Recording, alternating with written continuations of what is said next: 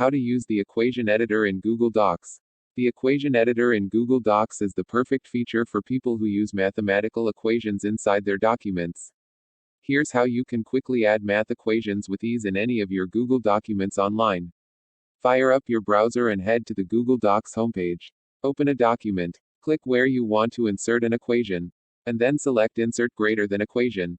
A text box will appear, along with a new toolbar with drop-down menus for Greek letters, miscellaneous operations, relations, math operators, and arrows. When you're done with the equation editor and no longer want to see the toolbar, click View Greater Than Show Equation Toolbar to get rid of it.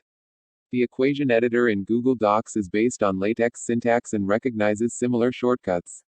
You can type a backslash followed by the name of a symbol and a space to insert that symbol. For example, when you type alpha, the Greek letter alpha is inserted. Google doesn't have a list of all the available shortcuts. If you want to take advantage of them, use these shortcuts instead of clicking each drop-down menu to access symbols. Text source, howtogeek.com.